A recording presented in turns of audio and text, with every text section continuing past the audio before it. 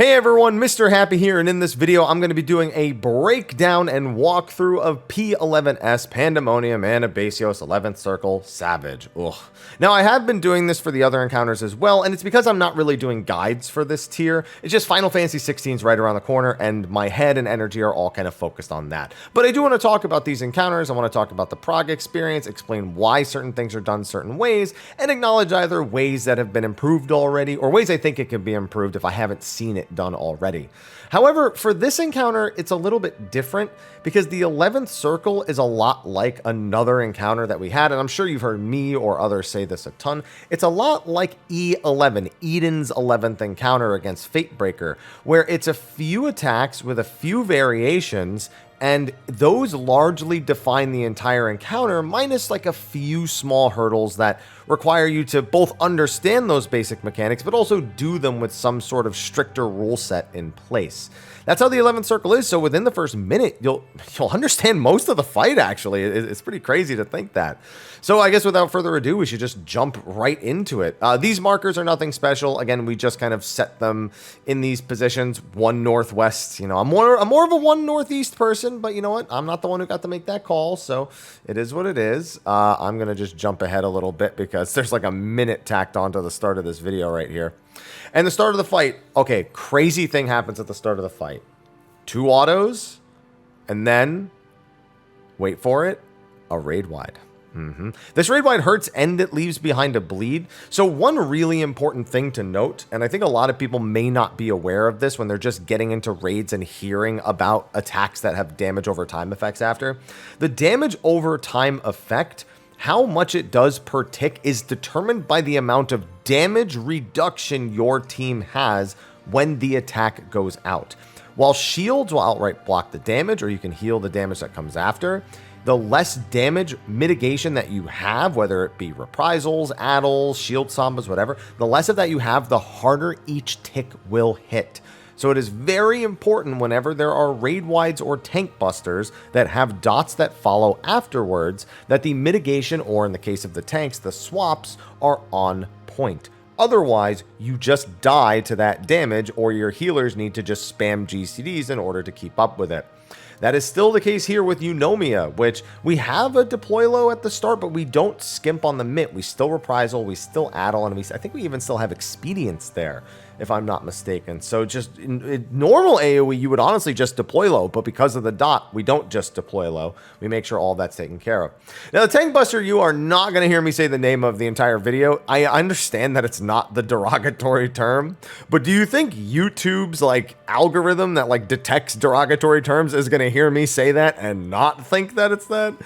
Yeah, it's a 2-target tank buster. They swap during the cast bar and then swap back, and you are all good. Make sure you have mitigations on both of them, and in fact, they are still taking the bleed dot tick from the previous AoE, so that little bit of damage has to be factored in as well. They'll usually take about a tick around the time they take the first hit.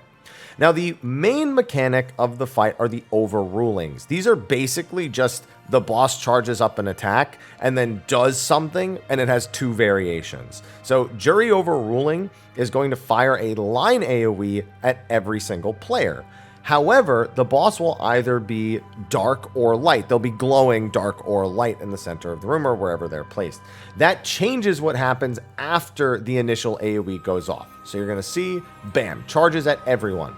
Now, if it is a dark Jury Overruling, there's going to be pair AoEs on everybody, and everyone's going to have dropped a donut AoE under their location where they were hit.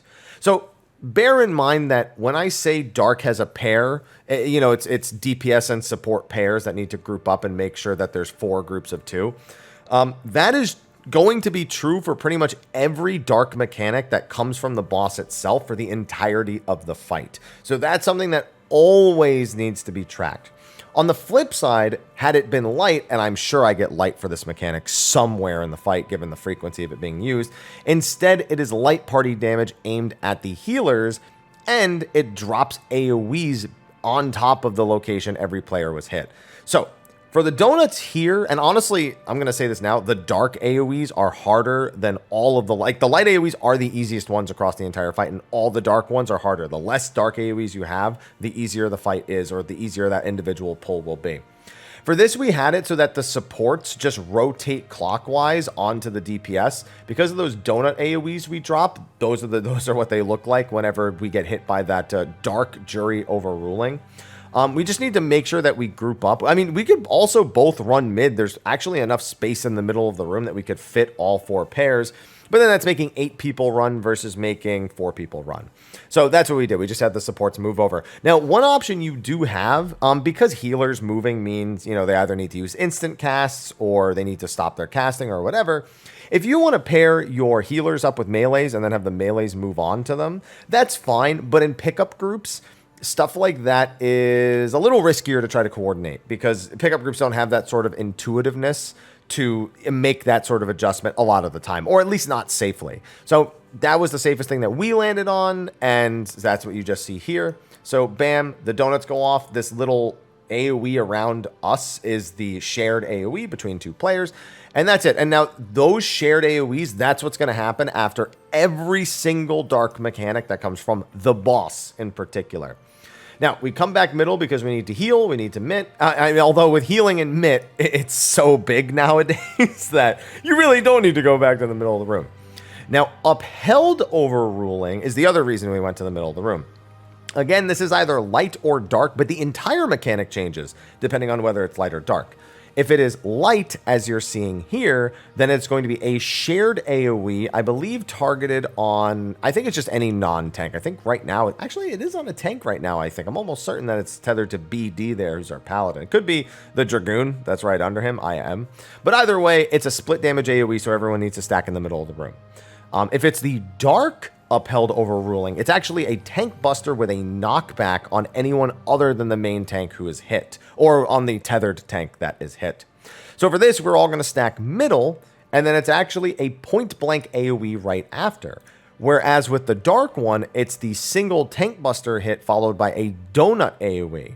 So that means that after whatever your initial movement is, either the party needs to move in for dark or out for light. And then it's either pairs or light parties. So in this case, it's really easy. Again, every time you get light, it's almost always the easiest mechanic. This is just, we send one group to D, one group to B, and those are our light parties. And that's all we're doing for the light mechanic. Like that's literally it. Look, bam, we're there.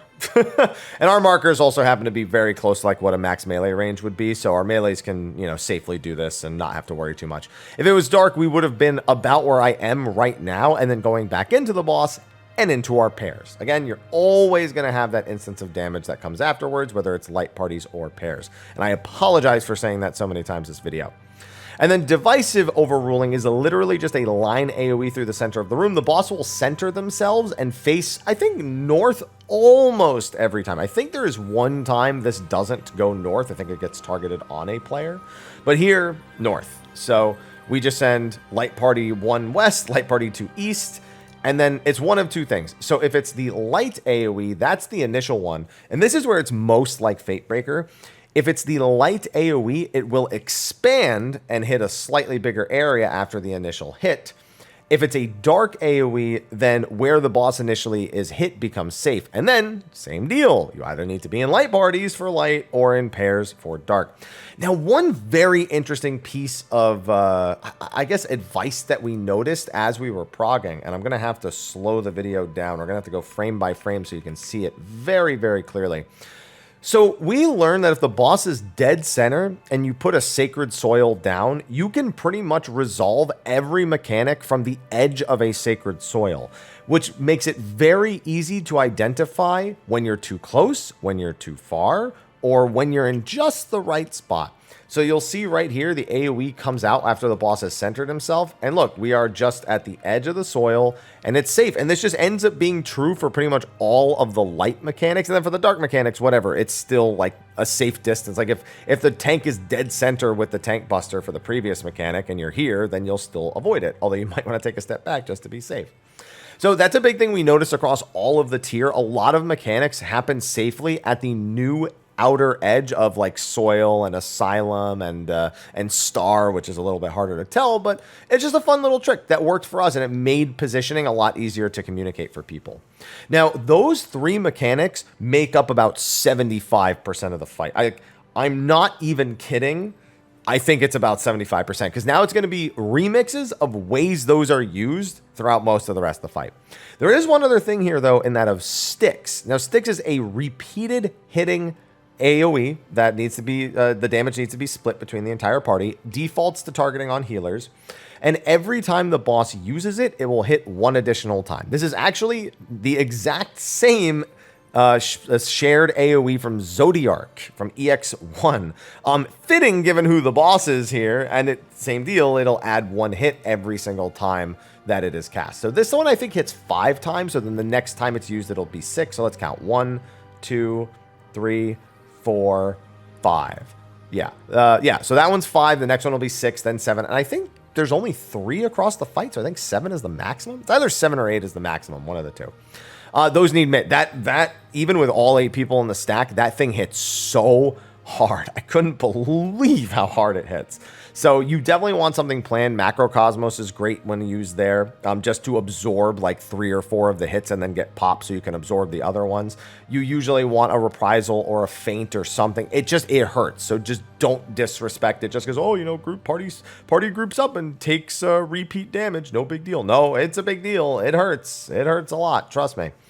And yeah, again, you've seen most of the fight at this point. Like, there are some more new things that are going to happen, like this, Arcane Revelations. This is actually, I guess this makes up another, like, 10% of the fight. So, Arcane Revelations, the boss will charge either dark or light, and then these laser portals will appear. The boss will shoot a laser directly through the room from whatever color they lit up. So if he lit up light like he just did, now all of the light lasers are going to blast the line AoE across the room after Divisive Overruling finishes casting. However, if the dark one goes, it would have been the other way. So we do a knockback strat, but there is another knockback resistance friendly way to do this fight. So there's only going to be 2 patterns of safe spots with this ever. They'll either be like northeast and southwest or northwest and southeast. And that means that realistically, you could, you know, knock the light parties back into different directions, which is what we do here. In fact, I'll show you. Dismissive Overruling is another overruling mechanic, and this one knocks you back and then either does a light party or forces you to do splits, and then it also does the point blank, or yeah, you'll see. It's very much like the other overruling, the one with the tank buster or the party split, except there's a knockback first instead of it being the tank buster or the party split. So we have the light parties on opposite sides of the room, and then we get knockback, and that one was dark safe, so we've already scouted around the room, called safe spots, and bam, you see this giant safe spot here. What you can do is you can just do the whole 8 people northwest or northeast, and then you can just move into the hitbox afterwards if it's dark, or you can just stay out and make sure you're split up as light. Using knockback resist makes it super easy. You can basically just fully react. You just need to make sure you don't get hit by these initial lasers, and you should be a-okay. But realistically, the main gain of putting all 8 people in the same place is for the healing. Otherwise, it's not like there's melee downtime or anything. There's no other real downside to splitting the parties and going opposite sides, but it's nice that there's that option to keep things all in the same place. Now, because we had dark for the knockback, we need to then move in after the knockback into our pairs. So we just go into our pair spots. Now, because we have to do this sort of relative to the boss, our group did it in such a way that the ranged and healer goes right and the melee and tank goes left. And that's just running in, you know, boss relative to, you know, where you're looking at the boss. And it was simple. That was just what we did for pretty much every mechanic that involved anything boss relative. Like, if we couldn't make it to our clock spots and then do it there, then that's how we did it. So it's a little bit conditional, but either way, it's fine. It's functional, and I'm sure there's a better way of doing it and coordinating it, or Pugs doing it, whatever. It's week 1. It's a week 1 strat. It's a week 1 way of doing it. Now you get a little bit of a break, and then you get one of the 3 major mechanics, and that of Shadowed Messengers. This mechanic is basically all of the overrulings that you've seen, or at least most of them, or really, I guess it's the first three. It's the first three overrulings that you saw at the start of the fight, except that the boss summons clones that do copies of it, and the boss also does them on a delay, so you need to react to the clones boss. That's the easiest way to describe it. So it's going to summon 2 clones. You're going to see them right here. They can be in any of the intercardinals, any 2 of the 4 intercardinals.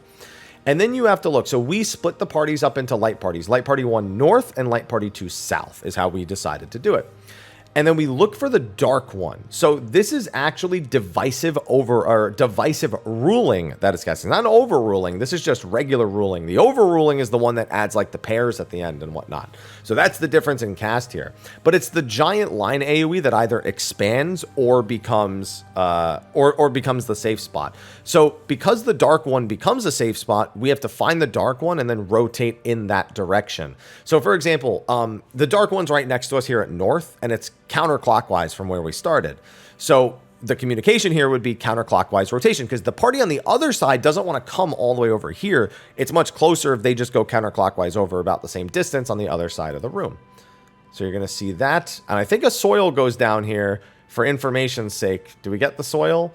Oh, no soil on this? Oh, there. Wait, no. Is that it going down? No. No? Okay, no soil on this one. So our markers also were set up that they hit the edge of the soil. So if there is no soil, we still have that same kind of indication. But you can see here now what the divisive ruling looked like. This is the safe spot it left behind. And this other big AoE is the light divisive ruling expanding. Now, at the same time this is happening, it's kind of hard to see, but the boss is actually casting Divisive Overruling, and it's either casting a light or a dark one. And this requires the party to react in one of 2 ways. It's either going to be the wide AoE that you see, or it's going to be the dark one that we're using to dodge. If it's the dark one, you need to move in and into pairs. If it's the light one, you actually just keep rotating over another 45 degrees around the arena, and then stay in your light parties, which is, again, why it's much easier. So we got dark. So you can see this is what the AoE looks like while we were safe here. We had the melees go left and the healers in range just kind of step in, like walk forward. So that's how we decided to get into our pairs. Now at the same time, Upheld Ruling is being cast. Same deal, just means it won't do the pair and the light party at the end. And this is the either tank buster or party split, the second of the overrulings that you did. So one party member has the light stack, which needs to be split with the other 6 non-tanks that are being targeted. And the tank that's being targeted by the dark AoE needs to take their tank buster away from the group and make sure that it doesn't kill everyone and overlap. However, what also has to be considered is the positioning of the mechanic that comes right after. So what we decided to do was have the party double back to north and all group up here at the edge of the soil, while the tank takes the tank buster in the very center of the room. For this, it's very imperative that we are on the edge of the soil, because we need to make sure that we are out of range of that point blank AoE that's on that tank while they tank the buster. I also forgot to mention, the tank who takes the buster, this is something I totally forgot to, I haven't had the chance to mention it because we haven't seen the tank buster till now. They get a huge dot. They'll take about 4 ticks up on top of auto attacks sometimes. So make sure that that person is well protected, well mitigated, and well taken care of after the fact. So after the split party light AoE hits and the dark tank buster hits, we have to move into the donut left behind by the dark AoE. Now you can see that the light AoE actually overlaps. It creates kind of like a sort of crescent moon shape. That's just means you need to really be sure you go far enough into the donut. Just don't dodge to the very edge of the donut. After that is Jury Overruling. This is just the splits, the clock spots into either light parties or pairs. And this time we got the light party version. So you get to see the other side of this. So there's the clock spots into the AoEs. Then we all just move in and converge on our healers, group 1 and group 2. You can see the AoEs that get dropped behind as we leave. There they are. And then that's it. That's what I mean. Again, the light parties are just so easy. It's the less individual moving parts, I think, is the main reason why. And then this Styx will hit 6 times instead of 5. 1, 2, 3, 4, 5, 6. See? And then the next one will do 7. So at this point, the boss's HP says a third of the way through the fight. I realistically say you're about a fourth. It's weird. You'll understand why. So Lightstream, new mechanic, it's just rotating AoEs. So 2 of them will rotate into each other. You can actually see the one next to B and the one next to D are rotating into each other. That means we know that whole side of the room isn't safe. And then there's one behind us that's either rotating clockwise or counterclockwise. We just have to dodge that one. That's all you're looking for to identify for this mechanic. So again, just take a quick look in case you don't understand. This one's rotating this way, so this laser is going to go bam, bam, bam, bam around that. This laser, same deal, bam, bam, bam around that. That whole side of the room isn't safe, so that only leaves 2 safe spots here or here as possibilities. This arrow is literally telling you that this is not going to be a safe spot because this AoE is going to rotate that way. So that's just the process of elimination when it comes to figuring out how you want to move for this mechanic. Right after that is going to be another overruling. This is a divisive one, so it means you got to be on the boss's flanks, and you either got to be in your light parties or you got to move in and get into your pairs. So this one's going to expand. You can see that. Bam. There you go. Now, what's interesting about this divisive ruling is that the boss actually looks at the party. So we chose to do this boss relative instead of going directly east or west, because then it gets a little confusing. Sometimes the boss is facing east or west or very close to east and west, and it gets a little scary. But you can see he's looking right at us, starts casting Divisive Overruling. So Light Party 1, we had go to the right, and Light Party 2 go to the left. It's just because we're thinking of it like, oh, the left flank of the boss is always Light Party 1, and the right flank is always Party 2. Do it however you want, but that's just how we decided to do it. We move over, we get into our Light Party. You have so much time, as you can see. The big thing here is to make sure you don't try to move too quickly behind the Lightstream. I have killed myself by just trying to move too quick. You saw even there, I got really close to being hit by that AoE for a second. Yeah, you don't want to move too quickly and then get hit by the Lightstream because you're trying to get to your spot, like, immediately. It's very important you don't get hit by those line AoEs. Very, very important. We have another Eunomia here. I believe another Tank Buster right after. No? No? Okay, no. And then Upheld Overruling. This is literally just Upheld Overruling, just being done randomly for no reason. However, it does let you see the other version of the mechanic where we have to come in as pairs. So somebody's a little close and gets killed here, one of the healers. So I think we lose a couple of people here. We go to get into pairs. Oh, yeah, and then our Dragoon ate it alone because it targeted DPS and he was alone there. So no big deal. We still clear with those deaths. And we're coming up to the 50% mechanic here, the literal halfway point of the fight, and the single hardest mechanic. After you clear this mechanic, you are in striking distance of a clear. I kid you not. Dark and Light is going to tether a bunch of players together. It's going to tether each DPS to one of the supports, a healer or a tank. Now, there is going to be a light debuff, and there is going to be a dark debuff. And there's going to be one of each for 2 different kinds of tethers. So 2 of the debuffs, one light and one dark, have a close tether. This is designated by the arrows of your tether, see right here, pointing inward, away from you, towards your partner, towards this little orb in the center, actually. If you have then the other 2 debuffs are get away from your partner and stay away from them. Those are designated by an out arrow, which is going to be a little easier to see because I have them as I stretch myself out. Now, that arrow will show up when you are currently failing the condition of being too close or too far. When it's done correctly, you see this long dark tether. That's what it'll look like, and you'll see that in a second. Now, this causes a lot of issues for a couple of reasons. One, the players with the near tethers need to make sure they stay close to each other the whole time. If you slip away from each other for even a second or two, you start getting stacking resistance downs that'll kill you at the end of the phase. Even if you only have one, I'm pretty sure it's lethal, and I don't know if that changes with gear or hyper mitigation or whatever. It's just a punishment for later. And it'll make sense why when we actually get there. So dark and light casts, we see the tethers. Now, how do you determine who goes where? We had a very specific system of doing this because of the system that we had where one healer will always get a long tether, one healer will always get a short tether, one tank will always get a long tether, and one tank will always get a short tether. We basically just told the DPS to follow your supports, and the healers are going to anchor on opposite sides of the room on B and D. So one of the short tether healers will be over on D, for example, or B, and the other one will be across the room, and then their partner just has to stay on the other side of the room. So you can see that I move all the way over. I'm on the tank. That tank needs to meet there. I need to meet over on the other side. And this light party with this tank is over here. It basically, the healers were anchoring and the tanks sometimes had to switch sides. That's all it is. Like the tank, this tank started on 2 and then had to go check for their partner to make sure their partner was safe and then came back to 2. If they had the long tether and the other tank had the short tether, then it would have swapped. Essentially, let me describe it like this. If the 2 shorts are on the same side, somebody needs to swap. We just made the tank the one who has to swap, which means the other tank has to swap as well. That's it. And if both the tank and healer have long, it's the same deal. The tank that has long would be swapping. We just wanted to make sure that the healers could plant and the tanks in whichever DPS they were tethered to just followed the instructions of whoever was in charge of them. So what you want here is 2 groups of 4 on opposite sides of the room. You're going to have 1 entire short tether and 2 members of 2 different long tethers. So that makes 4. The next mechanic is Arcane Revelation. This is the one that summoned the lasers earlier. This time it doesn't summon lasers, it summons orbs. So these orbs, whatever color the boss was glowing, that color orb will explode. They were glowing light, so we move over to the dark orb to safely avoid the light explosion. That part's super easy. The next part is the scary thing. Jury Overruling. In case you've forgotten, that is the line AoEs that target every player, the one where we would normally go to our clock spots.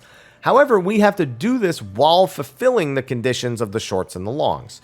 So our system for this was the light tether, the light long tether stays still. That was rule number 1.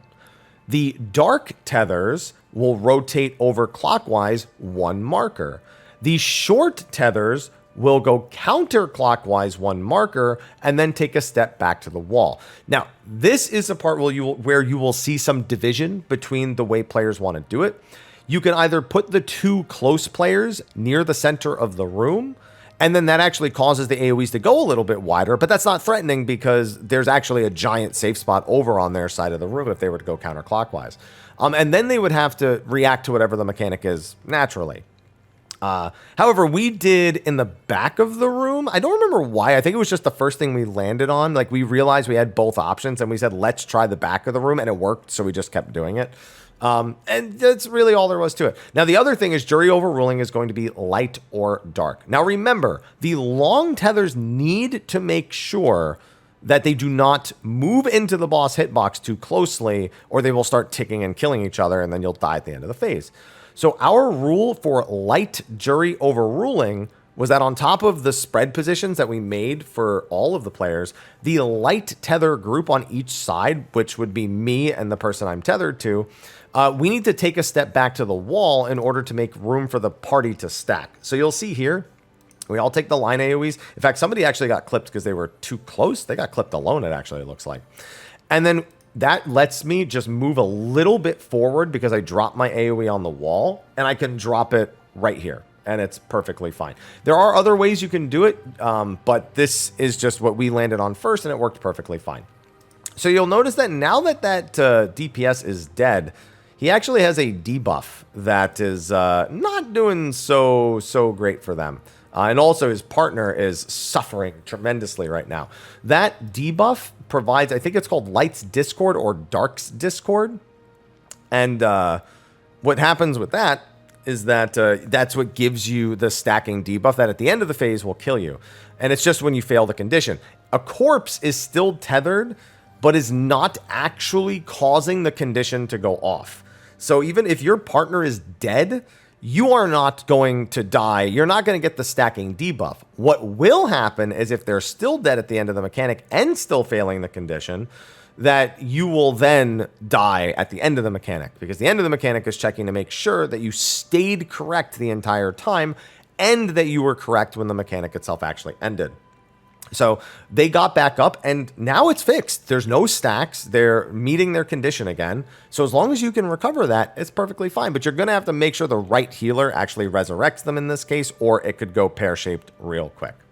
Now there's Divisive Overruling. This is once again aimed at a party member. So all we did here was we looked at where it was facing, and then we just moved clockwise over a little bit. You see us moving over this way. And now he's going to do the AoE through the middle. And now all you have to do is 2 different rules. The pairs that are close together on our left, they just need to step in. It doesn't matter where they stand as long as they are not standing on anyone but each other. For the 2 tethers, we actually rotate clockwise back to wherever we just rotated from and just take a step in.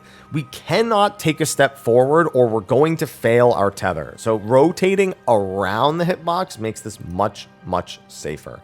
And then bam, we take the AoEs. Now, big thing that happens to a lot of groups. They're like, yeah, we did it. Oh my goodness. And then they run forward or they run apart and they die. No, those tethers are still persisting right now.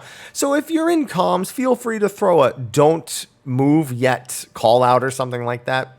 Because at the end of the mechanic is Emissary's Will, which checks to see if you are currently succeeding on your condition, or if you had failed it at any point. If you have any of the stacking debuffs, then Emissary's Will kill you. If you did everything correctly, it actually misses. It doesn't do any damage, it doesn't have any effect. It just removes your debuffs and then you're done. And after that is the third Styx. This one will hit 7 times. Big damage here. Boom, boom, boom, boom, boom. That's the only way I could think to narrate it. 7 hits, and I think a tank buster here as well. Okay, this time I got it right. This time there was actually a tank buster. All right, we'll just skip ahead a little bit because you know how the tank buster works at this point. And when I say you're genuinely in striking distance of beating the fight now, I mean it. There's literally like one thing left, and it's very similar to the first mechanic, where you just don't care. So Dark Current is next. This is a new attack, but it's super easy. So essentially the boss is going to summon a line AoE, and then you're going to see on each side, see this little line, this little laser that's moving outward and rotating clockwise. That's just telling you that this AoE that's going through the center is going to pulse multiple times and rotate in that direction. Now that's fine. It was actually, we basically just get into our clock spots and then we rotate clockwise. If it's on you, like if the actual AoE is directly on you, you move clockwise and everybody else just kind of shifts up. So we want to get on my side immediately behind it, because not only is it going to rotate, but we're going to take a spread AoE right here as well. So you can see that, and then we just follow behind. Everybody takes a spread AoE. We just keep following behind. Sprint is very good here, because sometimes players can fall behind, and it can be very scary, as you just saw right there. If that thing's chasing you, it snapshots super early, so you do not want to get caught on the tail end and just killed. So you definitely want to avoid that. After that is a Jury Overruling. This is the spreads into light or dark. So we got, we just do true north positions for this one. And you can see it's going to be the donuts again. Supports rotate on. Bam. Done. Cool. Great. Good, great, grand, wonderful. I think there might be another ruling somewhere here. And you know me, an Upheld Overruling. Again, this is either a tank buster or the party stack, and then either in or out, and then pairs or light parties, as it has been the entire fight. I don't know why we're going this way all of a sudden, but that's literally against our rule, but that's what we did, and I don't know why we did it. So ignore us being us there. I think, why I think we did it? I think it's because our marker's right here, so we just went to it anyway. And then you have a Divisive Overruling. It's literally the same 3 mechanics from the start of the fight. I don't know why I'm still narrating this. We just, you understand it at this point, right? Got it. Good. Eunomia, it hurts. Heal it. Good. Great. Grand. I don't know why I keep quoting Billy Madison there, but that's fine. The last new mechanic is Twofold Revelation, or Letter of the Law into Twofold Revelation. So this is going to be another one of the mechanics like the first one, where it's a bunch of the boss rulings being done by clones or just being combined in really obnoxious ways. The first thing that's going to happen is there's going to be the orbs and the lasers coming out at the same time. So both of the Arcane Revelations are going to come out, and that's why it's called Twofold Revelation. So I'll fast forward and you'll see it a bit. Bosses charging dark, that is going to be important for later, and the ads, actually, their positions don't matter that much throughout this entire mechanic. It's really just what's in front of you. So we know we not only need to get close to a light orb, but we also need to make sure we are not hit by any of the dark portals. So you can see the portals in the distance, same ones as before, they're going to shoot lasers. So you find the light orb, and then you look at the lasers, and you see, okay, where are the dark ones going to hit? Let me get away from that. So I looked over, light, I make sure to jump to communicate. I can see there's a light here and a light here. Those won't fire. So watch this. The orbs explode, and then you see this giant safe spot here, and that's all there is to it. Now, right after that is going to be Upheld Ruling. This is the split damage on one party, and then the tank buster on the tank. What we did for this is we had both the tanks start the mechanic at B. or at 2, I'm sorry. We had them start the mechanic at 2. One of them is going to get tethered for Upheld Ruling. The other isn't going to get anything at all. The one that gets nothing joins the party over at 4 and then rotates onto the first orb and does the mechanic correctly. Now all 7 players are already safely stacked. So all we have the tank do, who has the dark tether, they step into the middle of the room, so that way we have a donut AoE that's close to us, so we can go to it just like the first time that we did this. So watch this. Bam, we get the light, they get the dark, we go to the center of the room, make sure to dodge the point blank as well. And then there's these towers. These towers each require 2 people in them, or else they fail and wipe the raid. Fortunately, every time we did this, they were always in the same spot, which was the intercardinals. So it was very easy for us to use the exact same pairs that we do for the start of the fight. So whenever it's the dark jury overruling and it's the donut AoEs, what do? We have the support rotate onto the DPS. Exactly what we do here. It's no different. So I just find my marker from the start of the fight. I started on 1. The healer starts on D and rotates clockwise 1. And bam, we're all in our towers. Now, right after this is something very similar to what happened in the first combo attack that we had early in the fight. So you can see that I immediately converge onto D. We had one party, the light party 2, which is on 2 and 3 at the moment. They merged down onto B, and light party 1, which is all on 1 and 4, merged down onto D. And that's because we're actually getting another dual divisive ruling. So these are the ones exactly like before. We move into the dark one.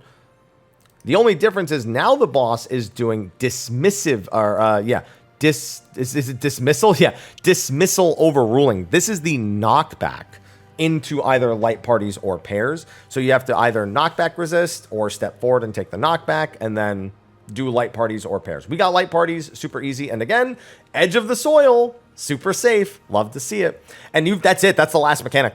Like the rest of the fight, like this Styx hurts. This hits 8 times. So yeah, like might you die to this Styx? Oh my goodness. I went from 80,000 with a shield to 30,000. Like I said, this stuff hurts. 8 hits of that. It is not to be messed with. But that's it. There's nothing new. I think it's Lightstream next into another ruling. Yeah, Lightstream into a divisive overruling, just like the first time we saw it. We got light parties again, too, which makes it super easy. And then it's... what else even? And then it's the tank busters, and then it's a jury overruling, and then it's another Raidwide, and then the fight's over. Like, that's it. It's just we're at the end here. There's just nothing else. This Eunomia, long have I dreamed of the day that we match wits. And then he casts that, you start bleeding, and then the very next cast is the actual Enrage. So, nothing too fancy here. We had a few deaths, we had a few damage downs, I believe. And you just have to kill it before this ultimate verdict cast actually finishes. We still came pretty close, but either way, as long as we, there we go, and boop. Right before we were all wiped out. Ooh, what a nerve-wracking finish right there. But yeah, like I said, this one's just all on repeat, on repeat, on repeat. Like there's not, it actually ended up being a longer thing because I actually tried to describe every mechanic in the order it happened. So, but you can tell I was just repeating myself the whole time. There was nothing like fancy or unique or crazy or anything. I was just like, hey, look, it's happening again. And there you go. There's your fight breakdown for you. So yeah, this fight is going to feel a lot easier to learn than maybe even both of the first encounters, especially if you played in Shadowbringers, but definitely feels like a fight that's easier than P10S. Don't get me wrong, the damage is way higher, and that's saying a lot because P10 actually does a lot of damage even outside of Harrowing Hell. But it's just a lot of instances of damage here. It's, oh, you know, party light party into, you know, pairs, into light party, into repeat AoE, into raid AoE, and it's just like over and over again. There's always something happening here. And I hope you're used to that here because in P12, it is going to happen again. Speaking of which, that is going to be a wrap for my walkthrough on P11S. Hopefully you took some tips out of it, and hopefully you're feeling a little more confident going into this encounter. Be sure to like, favorite, subscribe, and share. Throw anything you got to say in the comment section of the video below, and I will see all of you in the P12S video, which is actually going to be broken down into 2 videos. I don't want to do that all in one because it's going to be like an hour and a half. Anyway, thanks for watching, and I'll see you all in the next one. Until then, take care.